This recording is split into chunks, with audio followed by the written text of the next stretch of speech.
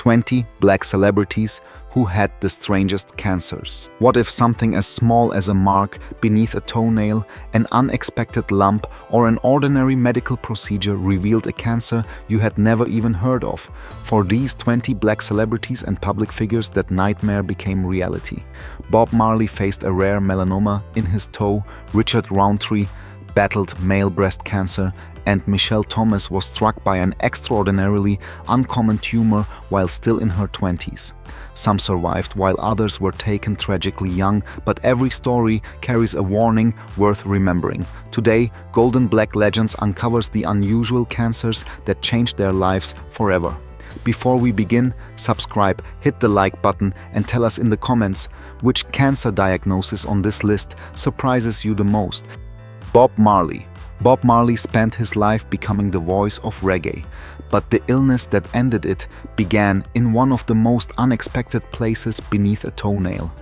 In 1977, Marley discovered a dark lesion beneath the nail of his right big toe.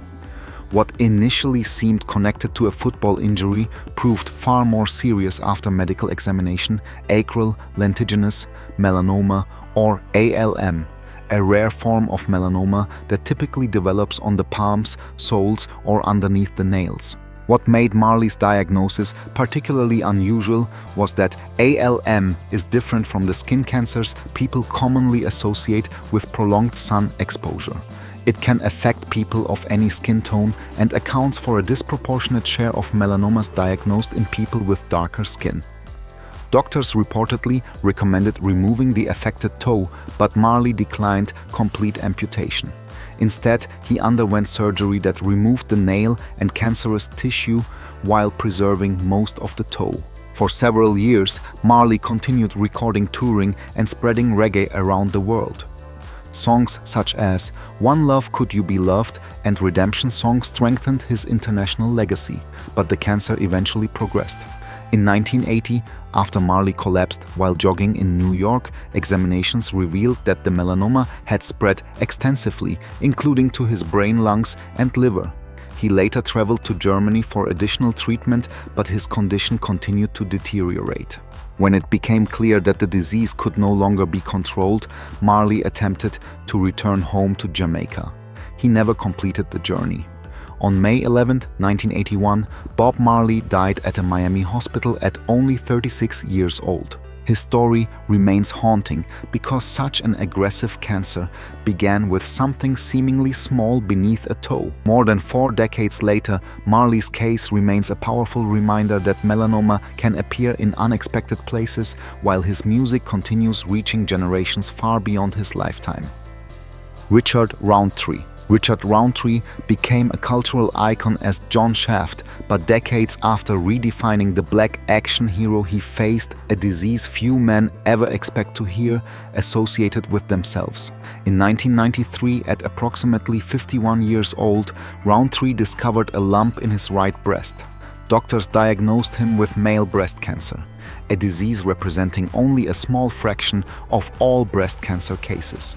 For a man whose screen image had been built around toughness and confidence, the diagnosis came as a profound shock. Roundtree underwent a double mastectomy followed by chemotherapy. Yet another battle soon emerged: embarrassment. He later admitted that he initially kept his diagnosis private because breast cancer was so strongly associated with women. Eventually, he began speaking publicly about his experience, becoming an important male voice for breast cancer awareness and encouraging men not to ignore unusual lumps or changes in their bodies. Remarkably, Roundtree survived that cancer and continued acting for roughly 3 more decades. His credits stretched from Shaft and Roots to SE7 and Being Mary Jane and numerous television appearances. But in 2023, cancer returned in an entirely different form. His manager confirmed that Roundtree had been diagnosed with pancreatic cancer, an aggressive disease known for often being detected late. He died on October 24, 2023 at age 81. What makes Roundtree especially relevant to this story is not simply that he faced cancer twice. His first diagnosis challenged assumptions about who can develop breast cancer. There is no reliable basis for claiming his later pancreatic cancer was caused by his earlier breast cancer, so those diseases should not automatically be connected. Richard Roundtree survived one unexpected cancer for 30 years. More importantly, he eventually transformed something he once felt compelled to hide into a warning other men could learn from. Michelle Thomas. Michelle Thomas seemed to have an extraordinary future ahead of her. Born in Boston in 1968, she became familiar to millions through television, first as Justine Phillips on The Cosby Show and later as Myra Monkhouse, Steve Urkel's girlfriend on Family Matters.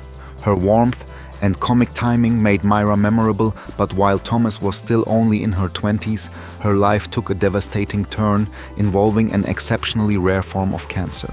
Thomas was diagnosed with desmoplastic small round cell tumor, commonly abbreviated DSRCT. This distinction is important because some retellings incorrectly identify her disease as leiomyosarcoma. DSRCT is a rare and aggressive soft tissue cancer that typically develops in the abdomen or pelvis and disproportionately affects adolescents and young adults, particularly males. Thomas therefore represented an especially unusual patient profile. Her illness required major medical treatment, including surgery. Despite the seriousness of the diagnosis, Thomas continued working. In 1998, she joined the daytime soap The Young and the Restless as Kelly Rogers, demonstrating remarkable determination while dealing privately with a life-threatening disease. Eventually, however, her condition worsened and she stepped away from the production. Michelle Thomas died on December 22, 1998, at only 30 years old. Her death shocked viewers who remembered the energetic young actress whose television career had seemed to be entering another promising chapter. The tragedy of her story becomes even more striking when the rarity of her cancer is understood. DSRCT was only formally characterized as a distinct tumor around the end of the 1980s, meaning medical knowledge about it was still relatively limited during Thomas's illness. Her story should never be sensationalized with an incorrect diagnosis. The verified reality is already powerful enough. A talented actress in her 20s was confronted by an exceptionally uncommon and aggressive cancer just as her career was flourishing. Kareem Abdul-Jabbar. Kareem Abdul-Jabbar spent 20 NBA seasons, becoming one of basketball's greatest athletes, yet one of his most important battles began long after the championships ended. In December 2008, Abdul-Jabbar was diagnosed with Philadelphia chromosome-positive chronic myeloid leukemia, commonly called CML, a cancer affecting blood-forming cells in the bone marrow. For someone who had spent decades appearing almost physically indestructible, the diagnosis was frightening. Abdul-Jabbar later acknowledged that hearing the word leukemia initially made him think about death, but CML treatment had changed dramatically.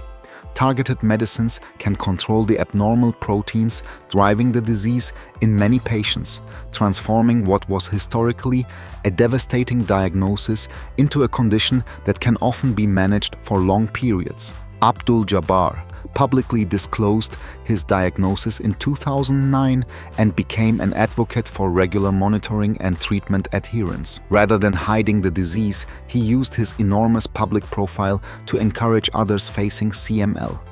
His survival also illustrated how modern targeted cancer therapy can fundamentally alter a patient's outlook. His medical history became more complex later. Abdul-Jabbar disclosed in 2020 that he had also experienced prostate cancer, meaning leukemia was not his only encounter with cancer. The Associated Press has independently noted both his chronic myeloid leukemia diagnosis and prostate cancer history. Yet Abdul-Jabbar continued writing, advocating, and appearing publicly for years after his original leukemia diagnosis. By August 2026, he was 79, nearly 18 years removed from that frightening discovery. His story is unusual, not because CML is unheard of, but because it demonstrates an extraordinary medical transformation. A diagnosis that once carried terrifying implications became something he learned to manage. The man famous for basketball's nearly unstoppable skyhook discovered that his most enduring opponent would require medicine patience and vigilance rather than athletic greatness. Ronnie Hillman reached the summit of professional football before an extraordinarily rare cancer ended his life at only 31. Born in California in 1991, Hillman starred at San Diego State before the Denver Broncos selected him in the third round of the 2012 NFL Draft. During the 2015 season, he led Denver in rushing with 863 yards and 7 touchdowns, helping the Broncos reach Super Bowl 50, where they defeated the Carolina Panthers. Years after that championship, Hillman faced an opponent almost unknown outside specialist medical circles, renal medullary carcinoma, or RMC. This is an exceptionally rare and highly aggressive kidney cancer. The National Cancer Institute describes RMC as occurring most often in adolescents and young adults and being strongly associated with sickle cell trait or sickle cell disease.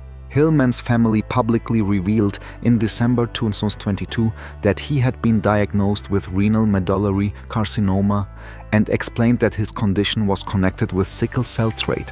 By then, treatment had been unsuccessful and he had entered hospice care. The announcement stunned football fans because his illness had largely remained outside public view. On December 21, 2022, Ronnie Hillman died at just 31 years old. His case illustrates why RMC is particularly frightening. Medical literature describes it as rare, aggressive, frequently diagnosed at an advanced stage, and strongly associated with sickle cell trait. Hillman's story therefore fits this subject more closely than almost any ordinary celebrity cancer diagnosis. He was young, had competed at the highest level of professional sports, and was confronted by a kidney malignancy so uncommon that many people had never heard its name. Millions remember Ronnie Hillman as a Super Bowl champion. His final chapter also brought attention to a rare disease disproportionately affecting young people with sickle cell trait, a connection that deserves far greater awareness. Robin Roberts spent years delivering difficult news to millions of Americans, but in 2007, she suddenly became the subject of a frightening story herself. The Good Morning America anchor announced that she had been diagnosed with breast cancer after discovering a lump during a self-examination. She underwent surgery, chemotherapy, and radiation treatment, eventually returning to television with a new appreciation for how quickly an ordinary life can be transformed by a medical diagnosis. Then 5 years later, Roberts received another devastating diagnosis. In 2012, doctors discovered myelodysplastic syndrome, or MDS, a group of disorders in which the bone marrow fails to produce enough healthy blood cells.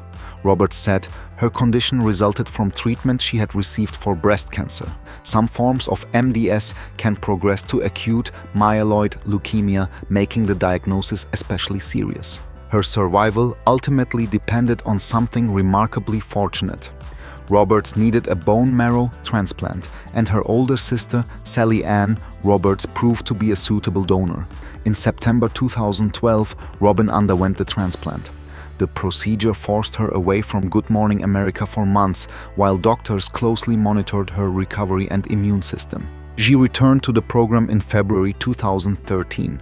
Rather than hiding what had happened, Roberts turned her experience into public advocacy, helping raise awareness about bone marrow donation and encouraging people to register as potential donors. Her openness transformed an intensely personal crisis into information that could potentially help strangers facing similar diseases. What makes Robert's story so remarkable is the sequence: breast cancer, successful treatment, then a serious bone marrow disorder, years later requiring a transplant. For audiences who had watched her calmly report other people's stories every morning, seeing Robin Roberts become a patient herself was deeply emotional. She survived not one frightening medical chapter, but 2, and returned to television carrying both experiences with her. Mathew Knowles spent decades working behind the scenes of the music industry, most famously managing Destiny's Child and helping guide the early career of his daughter Beyoncé.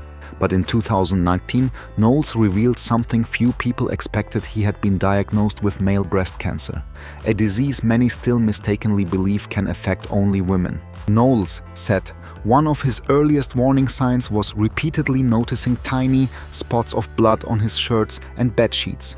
After seeking medical attention, testing confirmed breast cancer. He underwent surgery, including a mastectomy. Male breast cancer represents only a small fraction of all breast cancer diagnoses, making his experience unusual and giving his decision to speak publicly additional importance. His diagnosis also revealed a potentially significant genetic factor. Testing showed that Knowles carried a BRCA2 mutation. Harmful variants in BRCA2 can increase the risk of several cancers, including breast cancer in both men and women, as well as prostate and pancreatic cancers. Because these mutations can be inherited, Knowles publicly discussed informing his family and emphasized the value of genetic counseling and appropriate testing, rather than hiding the diagnosis because of the stigma surrounding male breast cancer. Knowles turned his experience into an awareness campaign. He encouraged men to pay attention to changes around the breast or nipple and to seek professional evaluation instead of assuming breast cancer is impossible because of their sex. His case is particularly powerful because the warning sign appeared so ordinary. A few unexplained blood spots eventually led to the discovery of cancer and important genetic information. Mathew Knowles' experience became a reminder that breast cancer has no exclusively female boundary, and sometimes recognizing one small physical change can reveal something much larger. Mr. T. Lawrence Turod. Mr. T spent the 1980s creating an image of almost indestructible toughness. With his famous mohawk, gold jewelry, muscular physique, and unforgettable role as B.A. Baracus on the A-Team, Lawrence Turod became one of television's most recognizable personalities. Yet in the 1990s, the man who appeared capable of defeating almost anything encountered an opponent's physical strength could not intimidate cancer. Mr. T was diagnosed with T-cell lymphoma, specifically mycosis fungoides, a rare form of cutaneous T-cell lymphoma. Despite its unusual name, mycosis fungoides is not a fungal infection. It is a cancer involving T lymphocytes that primarily affects the skin. Its symptoms can resemble ordinary skin conditions, including patches, plaques, itching, or other lesions, which can make the disease confusing before a definitive diagnosis is reached. For Mr. T, cancer became an extended struggle rather than a brief interruption. He underwent treatment and later experienced recurrence. The contrast was striking. Audiences knew him through Rocky III and the A-Team as a symbol of intimidation and physical power, yet his real-life battle required patience, medical treatment, and emotional endurance rather than muscles. Throughout the experience, Mr. T spoke about the importance of his Christian faith and remained remarkably open about what cancer had taught him. Eventually, he recovered and returned to public appearances carrying a perspective far removed from the exaggerated toughness that had originally made him famous. His case fits this story because cutaneous T-cell lymphoma is far less familiar than many common cancers. The toughest fight of Mr. T's life was not against Rocky Balboa or an imaginary television enemy. It was against a rare disease attacking cells that normally form part of the body's own immune defenses. Colin Powell. Colin Powell spent decades projecting authority and resilience. The four-star U.S. Army general became chairman of the Joint Chiefs of Staff and later the first black U.S. Secretary of State. But during his later years, Powell quietly lived with multiple myeloma, a serious blood cancer involving plasma cells inside the bone marrow. Plasma cells normally produce antibodies that help protect the body from infection. In multiple myeloma, abnormal plasma cells multiply and interfere with healthy blood cell production, potentially damaging bones, kidneys, and immune function. Powell received treatment for the disease, and his condition was reportedly being managed. Yet the cancer created another danger that became especially important during the COVID-19 pandemic: weakened immune defenses. In October 2021, Powell died at age 84 from complications of COVID-19. His family stated that he had been fully vaccinated. That detail generated widespread discussion, but his multiple myeloma provided crucial medical context. People with this blood cancer can have impaired immune responses because of both the disease itself and treatments used against it, meaning vaccination may not always produce the same degree of protection seen in someone with a healthy immune system. Powell was also living with Parkinson's disease, making his final health picture more complicated. Therefore, it would be misleading to claim that multiple myeloma itself directly killed him. His family identified COVID-19 complications as the cause of death, while his cancer was an important underlying condition affecting his ability to fight infection. His story demonstrates a less obvious danger of cancer. Sometimes the greatest threat is not a tumor destroying one organ, but a disease quietly weakening the body's defenses. After a lifetime of surviving military and political battles, Powell's final struggle came from an enemy his compromised immune system could not overcome. Dwyane Wade. Dwyane Wade spent 16 NBA seasons pushing his body through injuries, playoff battles, and championship runs, but years after retirement, a medical examination revealed something he never expected. In late 2023, Wade underwent extensive testing after experiencing concerning symptoms. Doctors discovered a suspicious mass on his right kidney, forcing the three-time NBA champion to confront the possibility of cancer. Because doctors could not determine with certainty whether the mass was malignant without removing it. Wade underwent surgery on December 18, 2023. Surgeons removed approximately 40% of his right kidney along with the tumor. Pathology afterward confirmed that the mass was cancerous. Wade later described the experience publicly, explaining that the operation left him physically vulnerable in a way his basketball career never had. The specific details matter. Wade did not lose his entire kidney, and his case should not be exaggerated into advanced metastatic cancer. He underwent a partial nephrectomy, allowing doctors to remove the cancerous mass while preserving much of the affected kidney. Wade later said there was no additional cancer treatment required following the operation, making early intervention a crucial part of his story. For someone whose identity had long been associated with elite physical conditioning, recovery brought an unfamiliar dependence on others.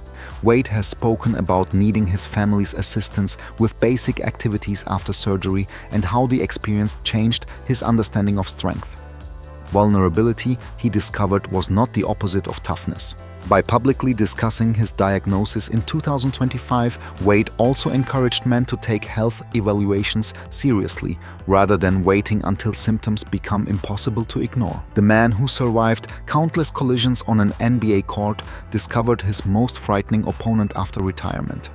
This time there was no scoreboard, only a tumor, major surgery, and the realization that listening to his body may have protected his future. Sharon Jones. Sharon Jones spent decades waiting for the music industry to recognize her extraordinary voice. After years of working ordinary jobs and performing whenever opportunities appeared, she finally achieved international success with Sharon Jones and the Dap Kings, becoming one of the leading figures in the modern soul revival. Then, just as larger audiences were discovering her cancer interrupted everything. In 2013, Jones was diagnosed with bile duct cancer, and she underwent major surgery. The diagnosis was later revised to stage 2 pancreatic cancer, an important distinction because pancreatic cancer is notoriously difficult to detect early. Jones underwent surgery and chemotherapy, temporarily stepping away from the stage while fighting a disease that threatened the career she had waited so long to build. Remarkably, she returned to performing. Her recovery and comeback were documented in the film Miss Sharon Jones, which showed the emotional and physical reality behind her battle. She performed while rebuilding her strength, refusing to allow cancer to immediately silence the voice that had taken decades to reach its audience. For a time, treatment appeared successful, and Jones returned to touring with the Dap Kings. But in 2015, she announced that the cancer had returned and spread. She continued treatment and remained connected to music even as her condition became more serious.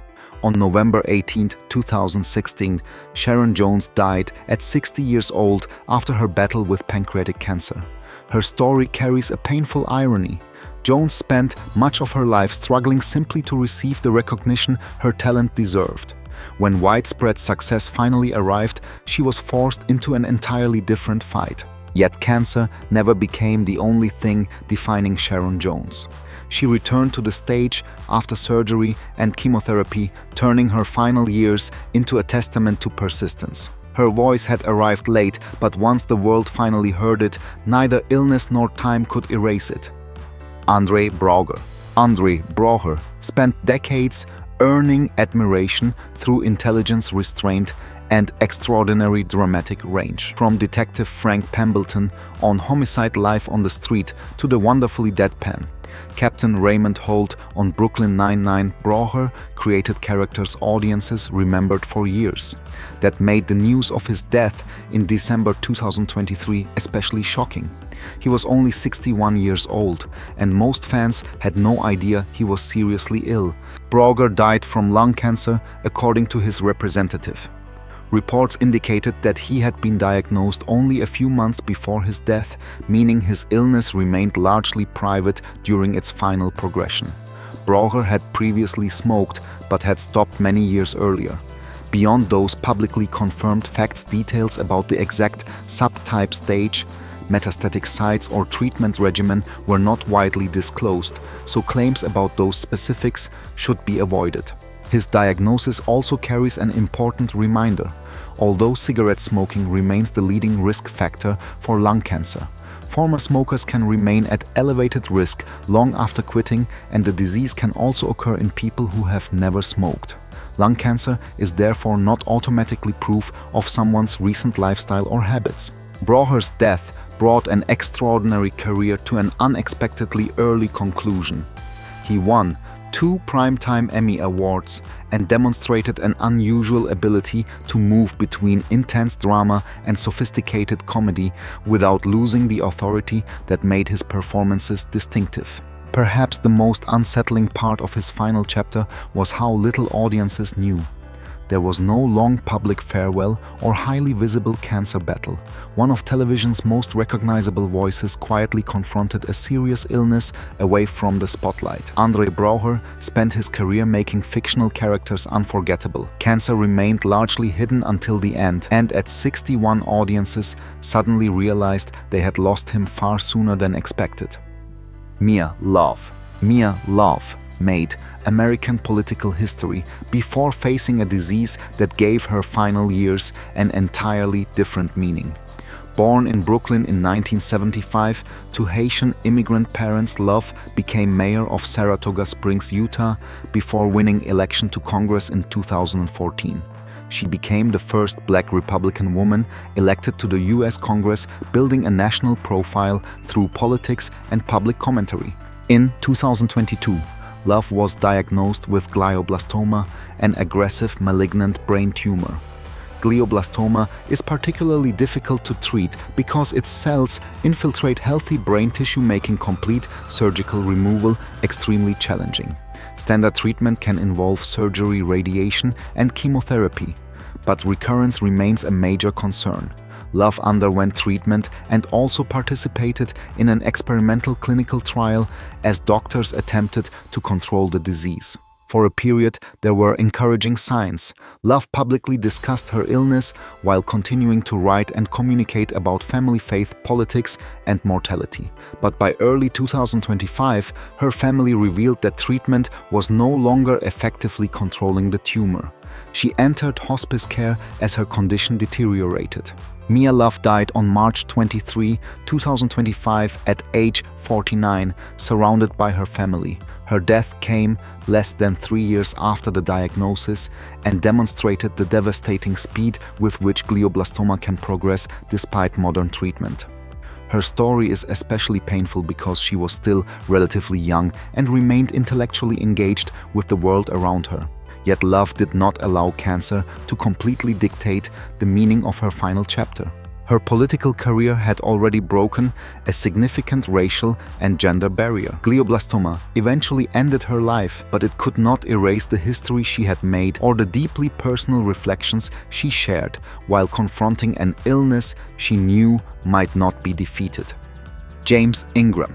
James Ingram possessed one of the unmistakable voices of 1980s and 1990s R&B. Born in Akron, Ohio in 1952, he rose from working as a musician in Los Angeles to becoming a Grammy-winning singer and songwriter. Songs such as Just Once 100 Ways, Ya Mo Be There and the chart-topping I Don't Have the Heart established him as a master of emotionally powerful ballads. His final years, however, were much quieter. When Ingram died on January 29, 2019, at 66 years old, longtime friend Debbie Allen announced his passing and celebrated his talent and friendship. Multiple contemporary reports described him as having battled brain cancer, but comparatively few medical details were made public. The exact tumor type, stage, treatment history and progression were not broadly documented by his family. That limitation is important. It would be easy to build a dramatic story around an imagined diagnosis or treatment timeline, but doing so would turn uncertainty into fake news. What can responsibly be said is that Ingram's death was widely reported in connection with brain cancer, and that his illness was largely kept outside the public spotlight. The contrast with his career was striking. Ingram's voice had accompanied millions of weddings, romances, radio nights and memories, yet one of the most difficult periods of his own life unfolded with remarkable privacy. There was no heavily publicized medical journey comparable to those of some other celebrities. His musical accomplishments remained enormous. 2 Grammy Awards, multiple Grammy nominations, major collaborations with Quincy Jones, Patti Austin, Michael McDonald, and others, and songs that crossed effortlessly between R&B and pop. James Ingram's final illness may not be documented in great medical detail, and that uncertainty deserves respect. What remains undeniable is the music, a voice filled with warmth and vulnerability that cancer could silence physically but never erase from American soul history. Etta James. Etta James lived a life almost as turbulent as the music she performed. Born Jamesetta Hawkins in Los Angeles in 1938, she became one of America's defining blues, soul, and R&B voices through recordings including At Last I'd Rather Go Blind and Tell Mama.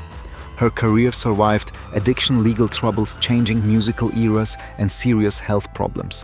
But her final years brought a combination of illnesses that even her legendary resilience could not overcome. Among those conditions was leukemia.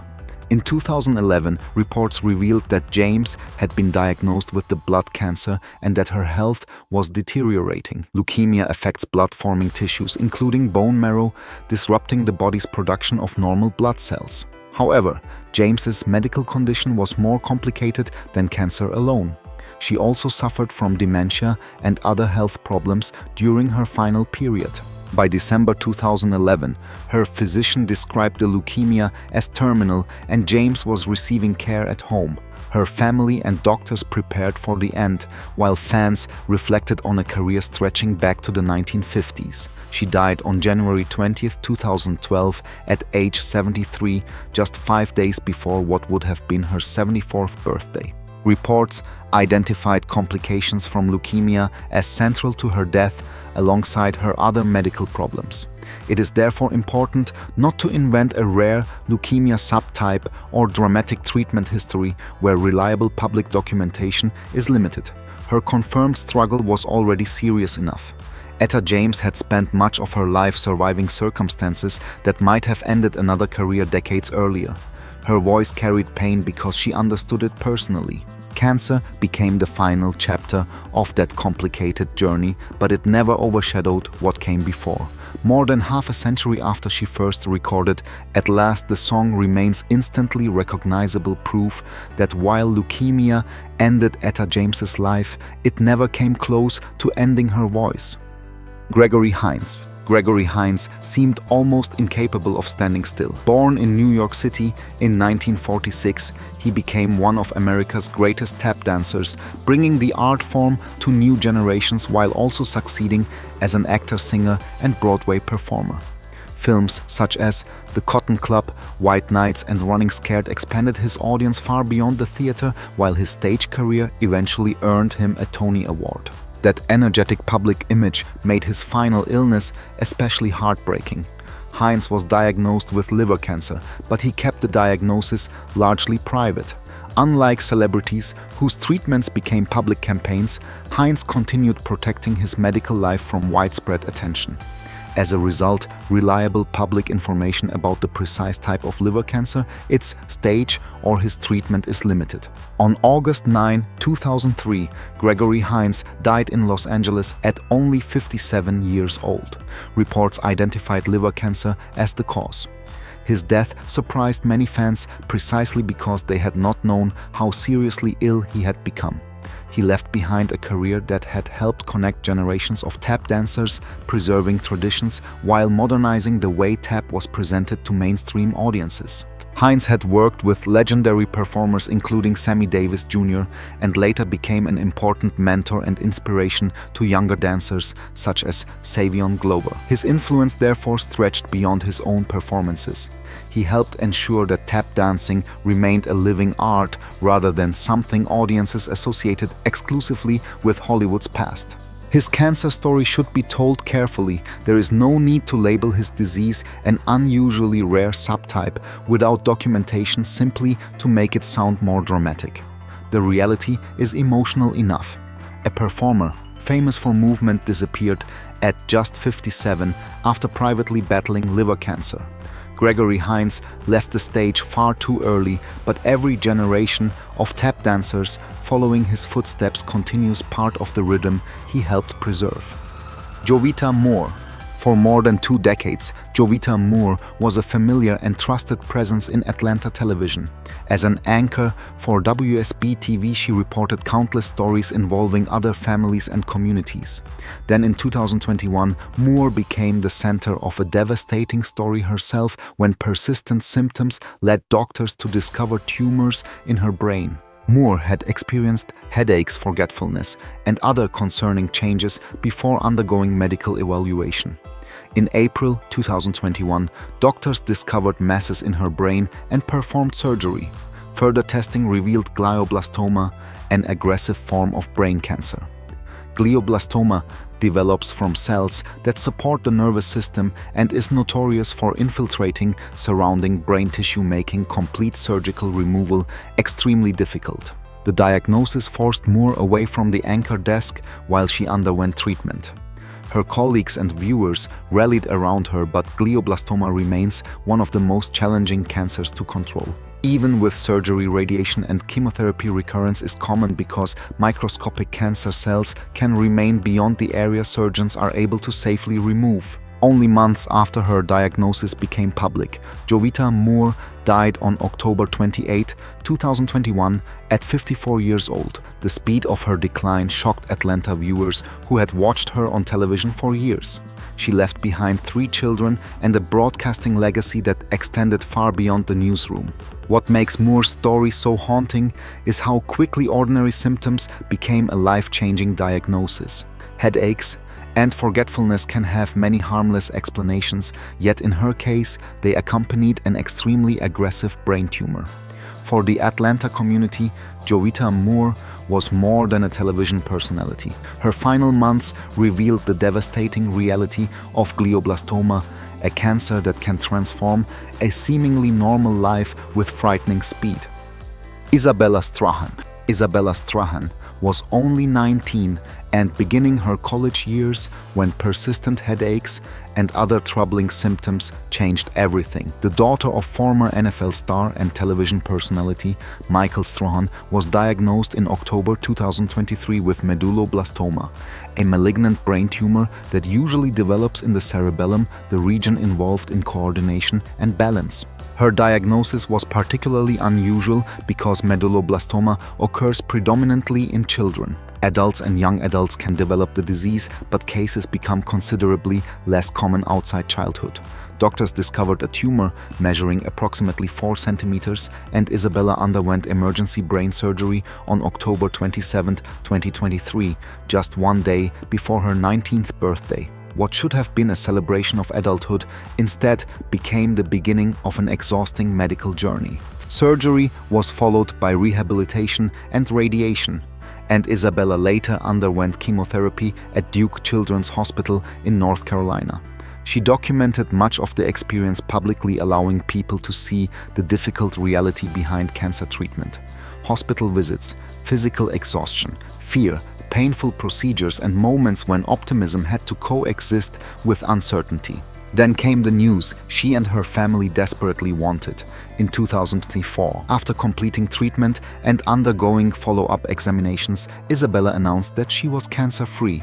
Michael Strahan remained closely involved throughout the ordeal, and their conversations showed how profoundly one diagnosis can affect an entire family. Isabella's story stands apart because cancer arrived before her adult life had truly begun.